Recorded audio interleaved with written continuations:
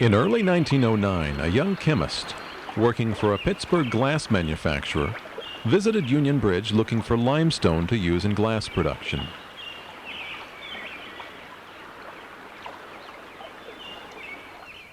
Shortly thereafter, this chemist and B.T. Scott, a cement fire brick manufacturer from Pittsburgh and New York, were engaged in a casual conversation.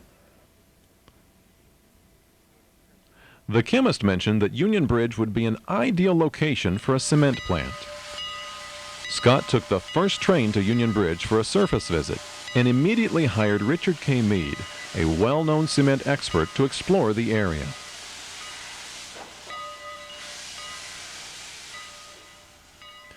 Mead advised Scott that Union Bridge was the best location for a cement plant he had ever seen. It is rumored, though not confirmed, that an extensive deal is being consummated in our area that will greatly affect our town, Union Bridge. Report says that a cement company from New York has purchased the Huff Farm, land from Reuben Saylor, the farm and land owned by William H. Staub, and are negotiating for the purchase of more land to manufacture Portland cement.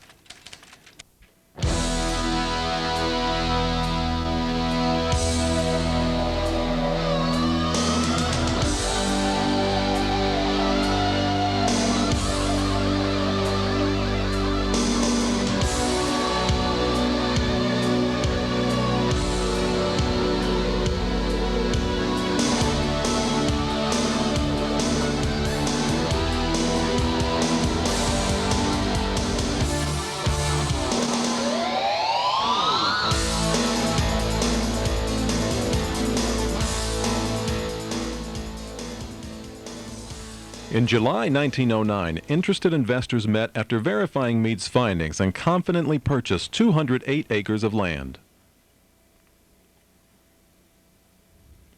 The Fuller Engineering Company of Allentown, Pennsylvania were hired to design and construct the plant. The investors also were able to reach a contract with the Western Maryland Railroad. This enabled them to ship their product to the Tidewater area, reaching the Atlantic and Gulf coasts at a cost far below their competitors, almost all of which were located to the north of the Lehigh Valley region. Hence the name, the Tidewater Cement Company. Only 3 months after the investors first met, they broke ground in September of 1909. The first priority was the hydrated lime plant, consisting of 5 steel vertical kilns 48 feet high and 11 feet in diameter. By April of 1910, the plant was producing lime. On the 29th of April, 260 dignitaries and guests from all over the East Coast arrived by railroad on special parlor cars from Baltimore to tour the plant.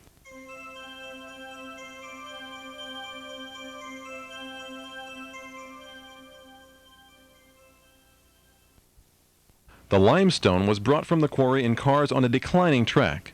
A cable would then pull the car up to the top. The plant could produce 22,000 tons of lime per year. By the end of 1910, over $1 million was spent on labor and materials, and up to 425 workers were used on any given day.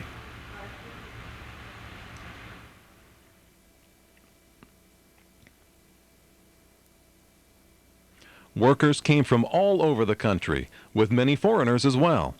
It was reported that 2 men walked all the way from Philadelphia to work on the construction of the new cement plant. The town of Union Bridge did not have enough rooms to board all the workers. Appeals for housing continued to fall on deaf ears. The train schedule was changed, much to the locals' dismay, to accommodate arriving workers. Through labor disputes, harsh weather, and hard working conditions, B.T. Scott's vision of a state-of-the-art cement plant came to pass on August 15, 1911. Governor Tenner of Pennsylvania and the first president of the company had the honors of officially opening the plant. The plant at the time was the second largest industrial plant in Maryland. With its railway sidings, 31 buildings, clinker and stone yards, it covered 27 acres. At full capacity, Tidewater processed 2,600 barrels of gray cement, 800 barrels of white cement, and 800 barrels of hydrated lime per day, employing 300 people as it produced around the clock. The farming town of Union Bridge quickly realized it not only produced a lot of cement, It produced a lot of dust as well. In May of 1912, the Maryland Collegiate Institute, which was adjacent to the plant, decided to move to New Windsor. Tidewater acquired the campus, and the college's administration building was used as the plant's office for almost 10 years. The court case between the town and the company raged for years. Finally, after postponements and subtle changes, the town won their case on December 12, 1914, with the company facing only a $50 fine. During this era in our country, it was against the law to work on Sundays. After warning the workers at Tidewater repeatedly, finally on February 7, 1913, 41 fines were handed out at the plant by the local sheriff for this infraction.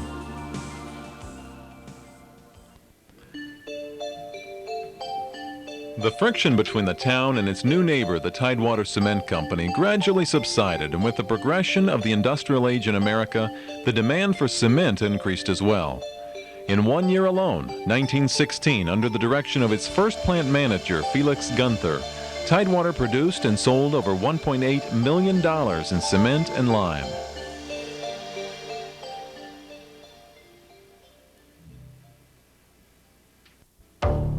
April 6, 1917, President Wilson signed a declaration of war which put America in the European conflict of World War I. This caused a coal shortage, which was the primary source of fuel at the time, and food shortage nationwide. Coal was the fuel source used to fire the kilns. The cutback caused Tidewater to shut down its operations periodically. The food shortage forced laborers to concentrate on farming. At times, Tidewater had to wait until harvest was over to fulfill their need for laborers. Production at the plant was greatly affected.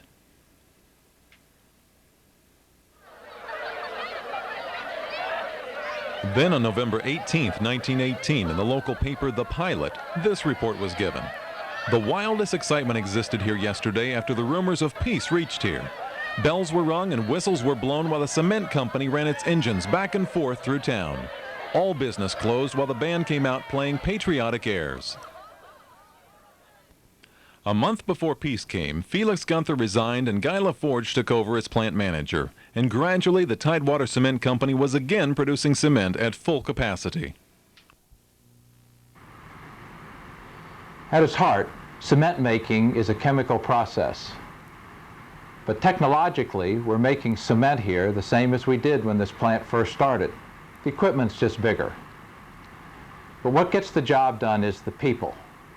We've always had a great group of people working here, individuals with different backgrounds, skills, and interests.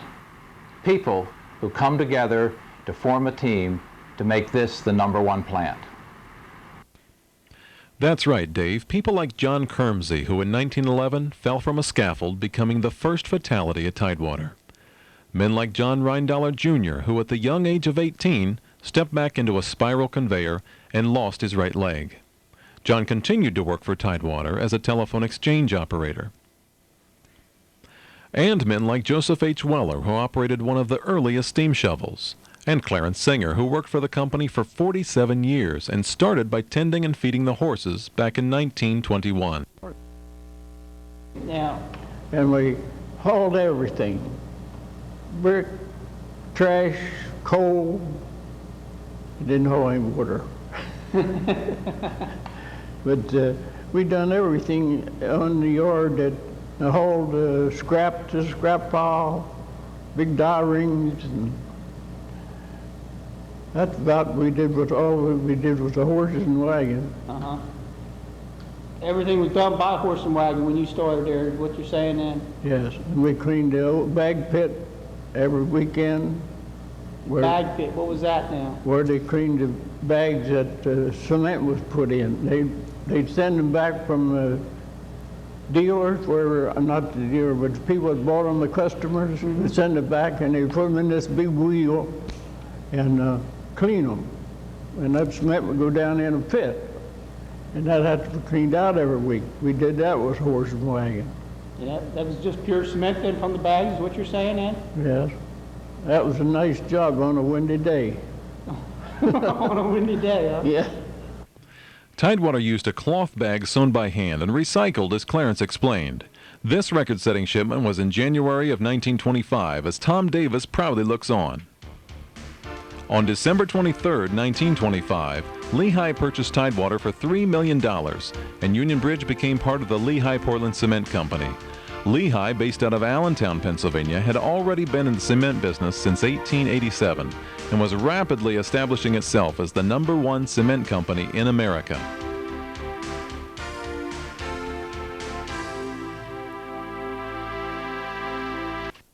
This engine was named after B.T. Scott, who many believe was the founding father of the Union Bridge plant.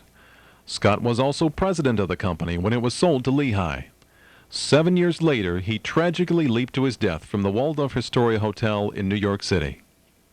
In March of 1927, the old quarry was abandoned and a new quarry was opened up. The original quarry at the southern edge of the plant was filled with water and now provides the plant with processed water. The water is then recycled before returning to the pond. By the late 20s, the American economy was on a decline, hitting its low point during the Great Depression of the early 30s. This was a major blow to the construction industry, and cement shipments fell by 1/3, causing the electric shovel and cars to remain idle much of the time. In 1934, President Roosevelt enacted the NRA, the National Recovery Act, through which Bob Etzler was hired at Union Bridge. They had just started the NRA, better known as the Blue Eagle. And they changed from 12-hour days to 6-hour days. And when I started, I worked 6-hour days, 40 cents an hour. When I left Lehigh, I retired in '92, at 43 years and 3 months. It's a long time. How many years did you have when you left? 47. 47? 47. How many did you have, Bob? 39 and 3, because all them years that I was jumping from. The United Cement, Lime, and Gypsum Workers Union was born out of the Great Depression. The workers at Lehigh became unionized in 1937 with the United Cement Working Union, number 21068, which is affiliated with the American Federation of Labor. The very first contract with Lehigh was a mere 9 pages long. That first contract saw no pension, insurance, shift differential, or paid holidays. It also did not include overtime pay and only 1 week vacation. Before we got together and got to bargaining like we did, things was all over the board, and there was no such, vacation was a week, I think 2 weeks, and it didn't matter if you had 50 years. That was all the vacation you could get. Now, we went to, when I retired, I was getting 7 weeks a year of vacation, and there was no such thing as supplemental unemployment benefits, pension, the overtime premiums that we developed over the years. There was a lot of things that just didn't exist. The contract I got from 1937, I think it is, or 38, that I have at home, that was an 8-page document, little book, you've seen it. It was nothing there, there was no mention of any of the things, at the later years, the contract took 3 books. Working agreement, a pension agreement, and the insurance and fringes. Ray was elected president of the union in 1969 and remained for 16 years. Ray's father, J. Frank Kennedy, seen here signing a contract, started working at Lehigh in 1926. He was one of the men who organized the local union office. He became union president in 1940 and was president for 29 years. During the years of 1938 and 1939, a major renovation and expansion project was underway.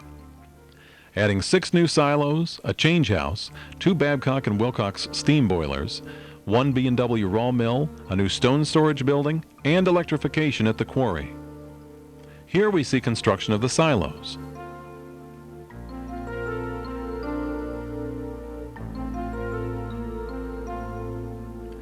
While Lehigh was closing other plants, they continued to upgrade the Union Bridge plant, recognizing the strategic location and quality production.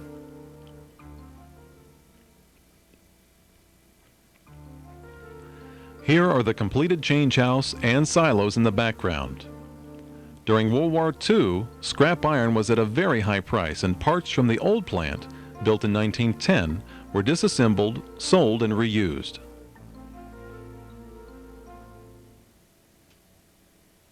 Well, it's been a long time ago. It started in Lehigh back in 1937. How old were you Well, at that time? I was just 17 years old, and I wasn't allowed to go down into the plant because you needed to be 18 before you could go places where machinery was operating. So for almost the first year, I was confined entirely to the office. And what was your job? What jobs have you? What job did you start out with, and what jobs have you held? Well, I started out as a clerk typist, stenographer, switchboard operator, did all those kind of things. At the time, there were only 3 clerical workers in the office. Besides me was the timekeeper and the shipping clerk, plus the chief clerk. And then I stayed at that job until I was called into the service, and I was in the service for 3.5 years. And when I came back, I was assistant timekeeper. And I worked at that until they started up a new category. It was called maintenance planner. So I set up that system and stayed at that until the timekeeper retired, and then I was promoted to timekeeper, and I held that job till I retired. And you retired in what year? 1984. I had 47 years and some months service at that point. The clerical unit went into the Union. Tell me a little bit about that. In 1946, Guy S. LaForge retired as plant manager after 33 years of service. This banquet was thrown in his honor as he was respected by many. Raymond Wilson became Union Bridge's 3rd plant manager. This general photo shows the plant as it existed in 1948, with a new pack house, Taylor finish mill, and coal-fired furnace to the raw mill.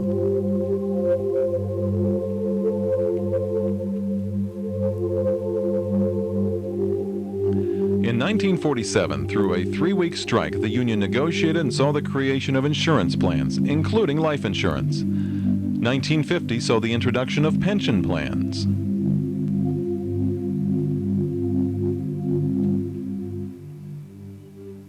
Pensions? The pensions, yes. The pensions was 1950 down in St. Louis. When we first got the pension plan, the company had offered us 13 cents an hour, and or we could take a nickel, I think it was, we could take a nickel an hour increase in wages, and 8 cents was applied to the pension. And we had a big battle in Union Hall, but we voted to take the pension and the nickel. And some other locations took the 13 cents an hour. So then it was all over the board. We was 15 plants at that time, 15 Lehigh plant, and everybody was all over. So what happened was we got down to a convention in St. Louis in October, I think it was, and we got together down there and got a telegram together and sent to the company. So what it amounted to, everybody got everything. I mean, we got those who had taken, like us, the pension and the nickel, we got the other 8 cents. Those who had taken the 13 cents and no pension, they got the pension starting then. So so it wound up that way with us getting it all. In the early 1900s, there were only a few cars in America. By 1921, 4 million cars traveled across the roads of our nation. By the mid-40s, they were a way of life for an American family and changing industry dramatically.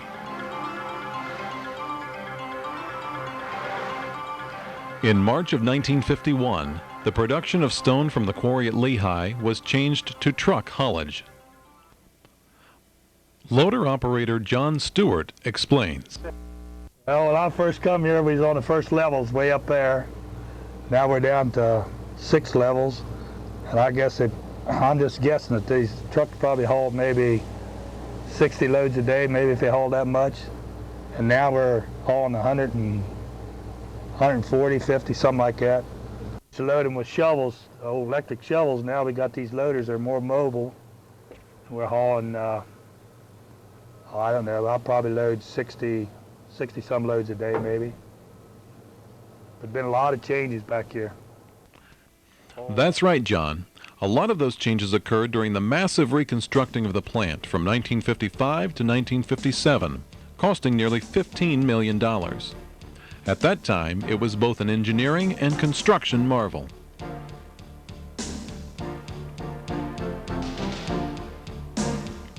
The new plant consisted of 32 silos with a capacity of 78,000 metric tons when full, a major increase over the 6 that were built in 1938.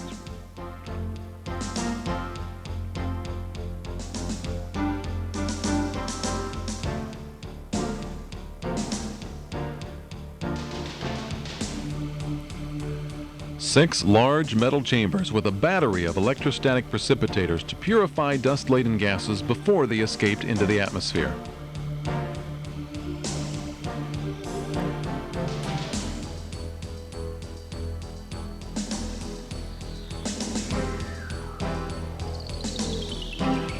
A kiln building, 3 6-foot by 40-foot Fuller grate coolers, 3 11-foot 6-inch by 400-foot long Smith kilns. Joe Sosnowski, who played a major role in the expansion design, spent 5 of his 43 years at Lehigh going to school during the day and working at night. They call it the main office as a draftsman. And I designed the first expansion. Now we come to Union Bridge, first expansion at Union Bridge, 1957. And I designed all the controls, electrical controls, completely of the 4 kilns at Union Bridge.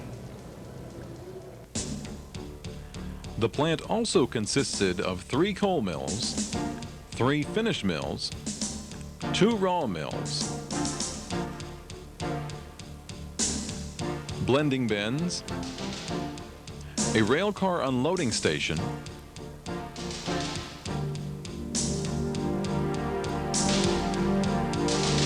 and a craneway, which was to be 92 feet wide and 907 feet long.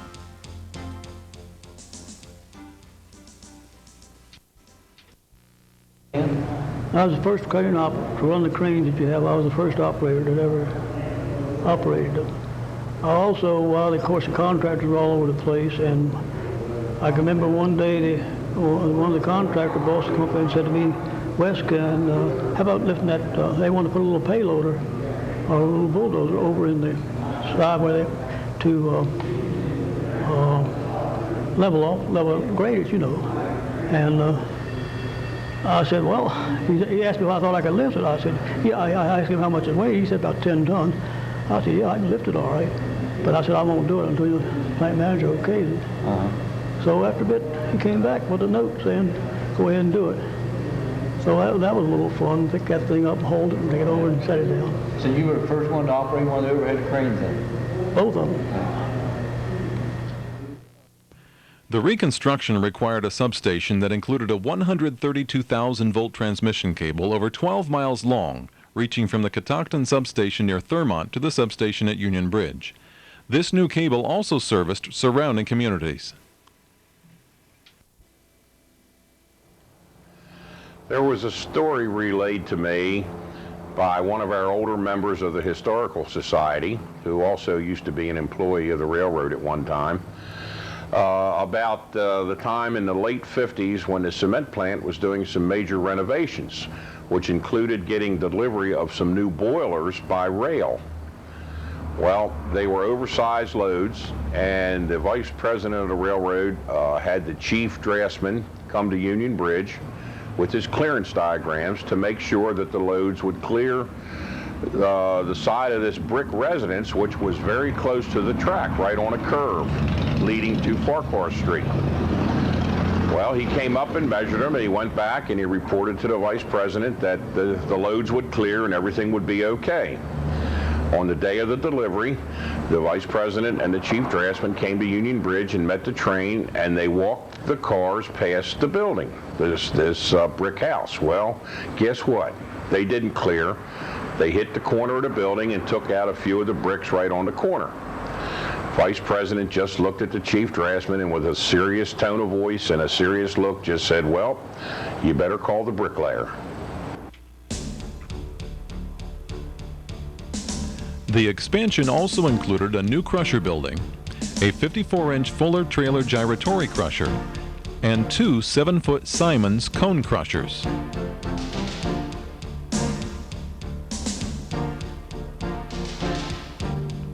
Shortly after the completion of the new plant, a labor dispute ensued, idling all production.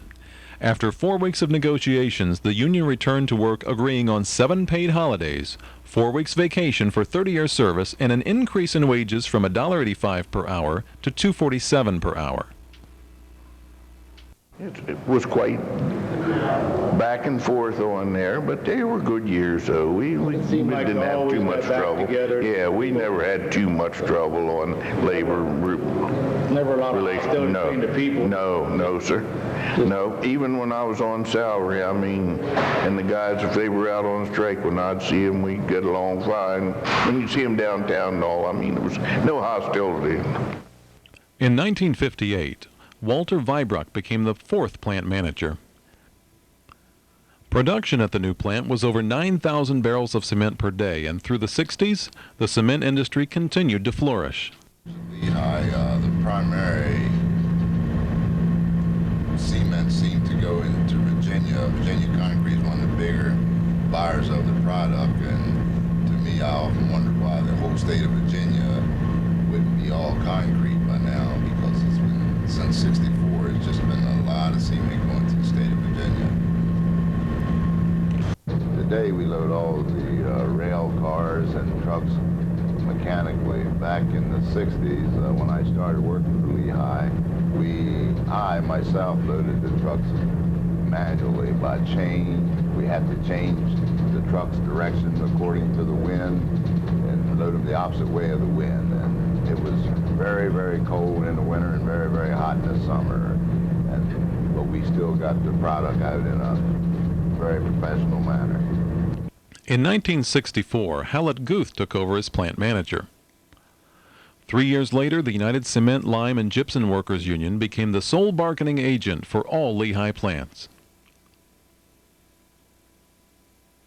This allowed for all the workers in the Lehigh chain to see gains in holidays, wages, double time, call-out pay, and expanded job classification.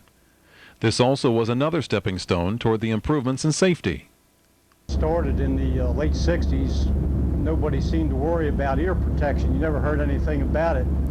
There may have been a few earmuffs around, but you very seldom saw anybody that wore them. And if you're in a noisy area, the older guys, they say, well, eventually you'll get used to it. And that's the way it was for a few years until they finally instigated a program where earplugs and earmuffs became mandatory. Class that they hold once all day long. I think that really... Your 8-hour MSA training. Right. I really believe that helps out. Yeah, we went from regular shoes, caps. First was the hard-toed shoes, and then there was the hard hats, and which nobody really liked at first, but found out that it was really saving your head and your toes with the hard-toed shoes, and made a big difference. In 1968, Union Bridge was not doing too well, and they asked me to come down here and be the plant manager at Union Bridge. And so I came here in 1968, and Mr. Lee Ames came in from Mitchell as my plant engineer, and together we spent some time here. In 1971, we had another expansion of the plant. We found the Mid-Atlantic market growing, and we wanted to maintain our market share here, and to do so and to somewhat modernize the plant, we put in number 4 kill, and we put in the present raw mill, and number 7 finish mill was also put in at that time. So that gave us a third more capacity here at the plant, and left us maintain our market share. For almost 50 years, cement was shipped out by rail. The first shipments from the plant by truck occurred in 1959. By the 1990s, 70 to 75% of all cement shipped out of Union Bridge went by truck. Of this, 45% is customer pickup. Most of the rail shipments go to terminals in Virginia and North Carolina.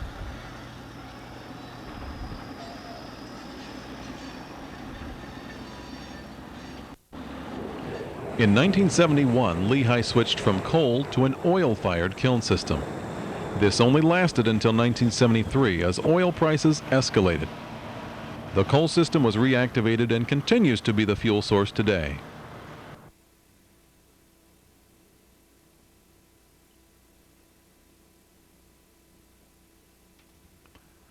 In 1975, a new office and laboratory was built. In 1977, Heidelberger Cement from Heidelberg, Germany joined the growing list of foreign firms investing in America, buying the Lehigh Portland Cement Company chain.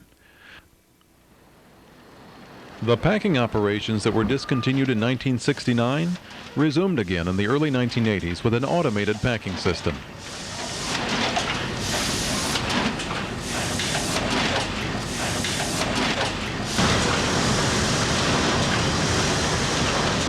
I come over to Pack House in 1984, and I've been here ever since, for about 15 years.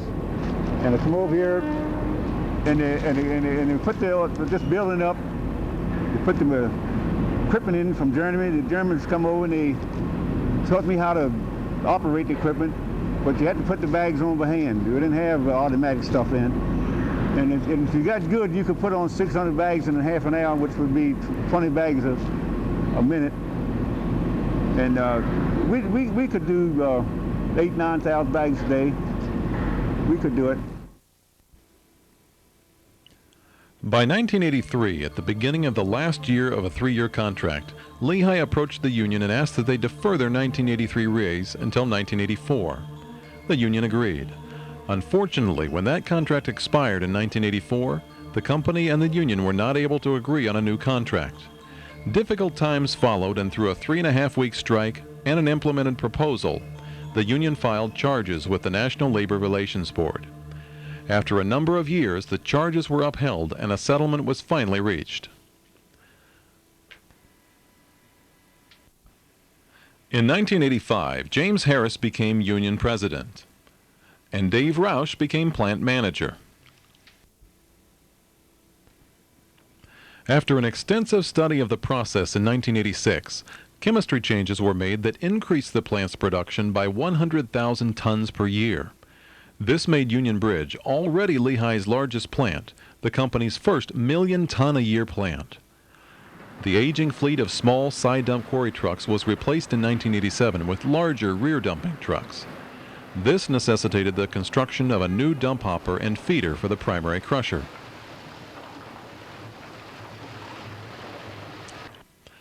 Over a 10-year period, the union saw many changes, beginning with the merger in 1984 of the United Cement, Lime and Gypsum and Allied Workers International Union with the International Brotherhood of Boilermakers, Iron Shipbuilders, Forgers, and Helpers, forming the cement division of the IBB. Then in 1987, the workers saw the formation of the Independent Workers of North America. In February of 1991, the IWNA became affiliated with the United Paper Workers International Union. In January 1994, the Allied Industrial Workers merged with the United Paper Workers International Union.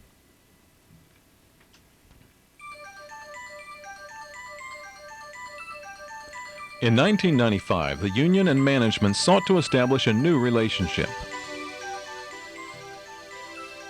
With the help of the Maryland Alliance, a steering committee called The Bridge was formed. The Bridge has brought improved relationships through ownership, communication, and involvement.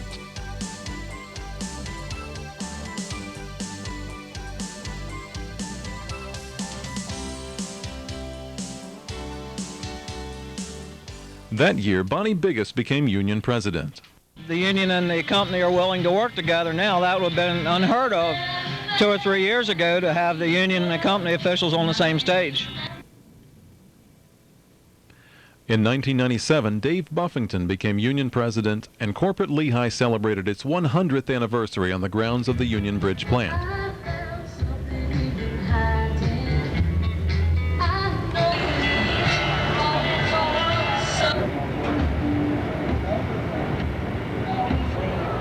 Maryland House of Delegates.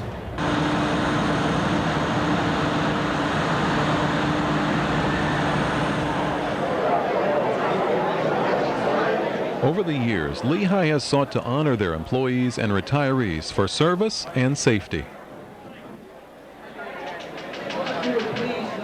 And we have a couple people tonight who are getting 40-year awards, the first of whom is Bernie Clem. Bernie, would you come forward tonight and get your 40-year award?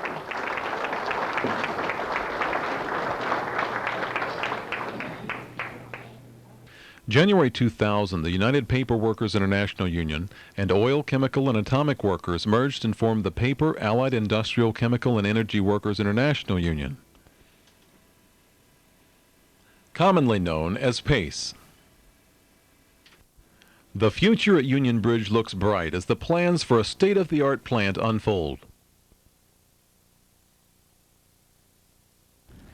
The Mid-Atlantic market has continued to grow, and now we find ourselves again losing our share of the market because we can't produce enough here at Union Bridge. And so we're again going to go through a major expansion and modernization so that we can continue to be the effective participant in this Mid-Atlantic cement market, which we have been since the early 1900s.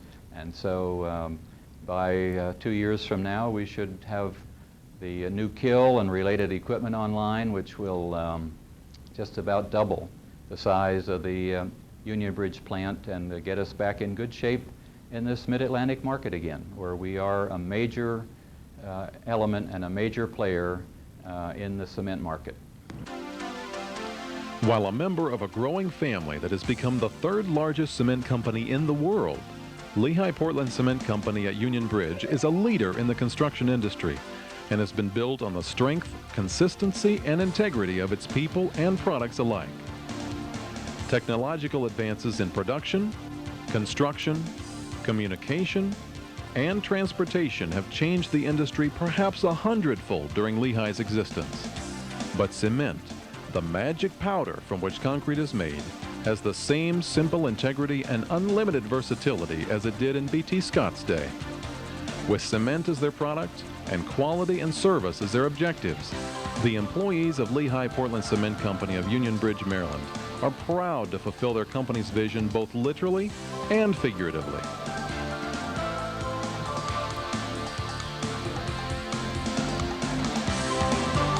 Working together to build our communities.